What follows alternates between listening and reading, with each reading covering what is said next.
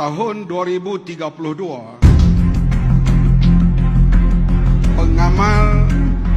penganalisa ekonomi meramalkan kuasa besar ekonomi dunia akan berada di tangan China. Amerika kaya, tapi 10 tahun lagi uangnya telah dibelanjakan untuk perang dan alat perang. China akan menjadi pemimpin ekonomi, diikuti oleh Amerika, kemudian India, Jepun, Jerman, dan paling mengheran menakjubkan kita ialah Indonesia akan menjadi negara top 10 kaya di dunia kira-kira 12 tahun yang akan datang. Sehingga Indonesia sekarang dan 10-12 tahun lagi akan muncul di antara top 10 negara yang baik ekonominya di dunia. Kita akan lihat di dada-dada akhbar, amah daripada Malaysia disetrika mukanya oleh orang Indonesia.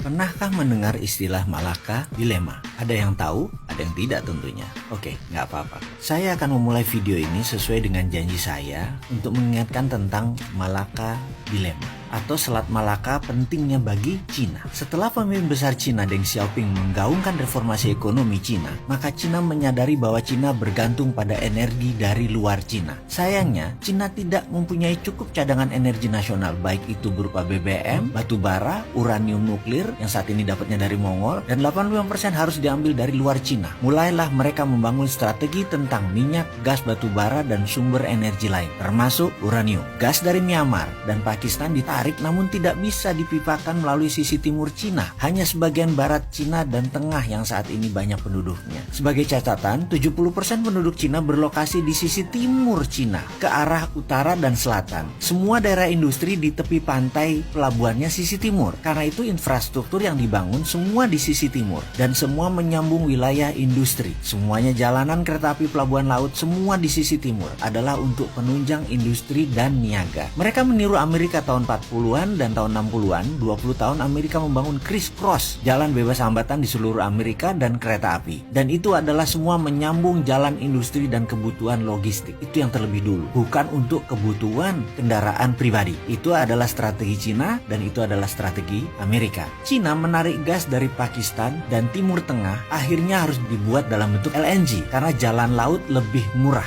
Selain itu lebih mudah handlingnya. Energi Cina ditarik juga dari Afrika Timur, dari Afrika Tengah dan dari Timur Tengah atau Selat Hormuz. Semua melalui Pakistan, Myanmar, dan terakhir pasti lewat Selat Malaka. Yang berikutnya adalah Cina perlu batu bara dari Indonesia dan dari Australia yang paling besar. Dan batu bara tersebut semuanya lewat Selat Makassar. Strategi obor Cina, One Belt One Road Cina, ada hal yang ditarget kepada negara-negara pemberi energi Cina, yaitu pasti di trap. Ini yang namanya geopolitik Cina. Kita harus kenal sekali yang namanya geopolitik Cina. Apa buktinya Indonesia misalnya di trap? Sebentar, kita lanjut ya. Sisi tahun 2006, Cina sadar betapa pentingnya Selat Malaka, betapa pentingnya Malaysia dan Indonesia. Karena energi, minyak, dan gas merupakan 60% kebutuhan energi Cina. Maka, manuver terhadap Malaysia dengan membangun aliansi penguasa waktu itu dan petinggi UMNO, dulu adalah Najib, dan berusaha Najib adalah di tangan Cina. Cerita itu bukan cerita angin semilir. Kita tahu bahwa setiap pemerintahan, setiap pemilu, negara asing selalu berkepentingan untuk bermain. Sementara di tahun 2006, Indonesia itu masih American boy banget. Cina tetap pintar. Dia merangsek perlahan dan Cina dapat batu bara gede-gedean di zaman waktu itu. Oke, sejauh ini kita